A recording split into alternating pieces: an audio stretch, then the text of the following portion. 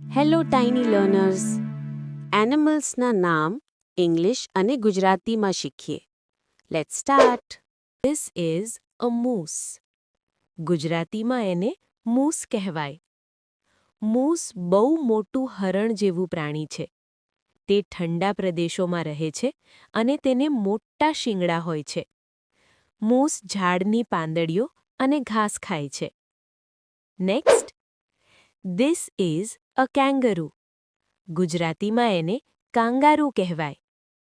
Kangaroo બહુ ઊંચી છલાંગ મારી શકે છે. તેના પેટમાં બચ્ચાને રાખવા માટે થેલી હોય છે. કાંગારૂ ઘાસ અને છોડ ખાય છે. Next. This is an ibex. ગુજરાતીમાં એને પહાડી જંગલી બકરી કહેવાય. આ પ્રાણી ઊંચા પર્વતોમાં રહે છે. આઇબેક્સ પથ્થરો પર સહેલાઈથી ચડી શકે છે. તેને લાંબા અને વળાંકદાર શિંગડા હોય છે. Next. This is a leopard. ગુજરાતીમાં એને દીપડો કહેવાય. દીપડો ખૂબ જ ઝડપી અને શાંત શિકારી છે. તે ઝાડ પર ચઢી શકે છે. દીપડાના શરીર પર કાળા ડાઘ હોય છે. Next. This is a fox. ગુજરાતીમાં એને શિયાળ કહેવાય.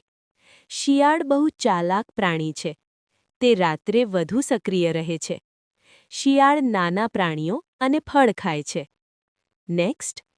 This is an elephant. ગુજરાતીમાં એને હાથી કહેવાય. હાથી સૌથી મોટું જમીન પર રહેતું પ્રાણી છે. તેની લાંબી સૂંઢ હોય છે. હાથી બહુ સમજદાર અને શાંત સ્વભાવનો હોય છે. Next. This is a giraffe. ગુજરાતીમાં એને જિરાફ કહેવાય. જિરાફની ગળું બહુ લાંબુ હોય છે. તે ઊંચા ઝાડની પાંદડીઓ ખાય છે. જિરાફ દુનિયાનું સૌથી ઊંચું પ્રાણી છે. Great job tiny learners. C you in the next video.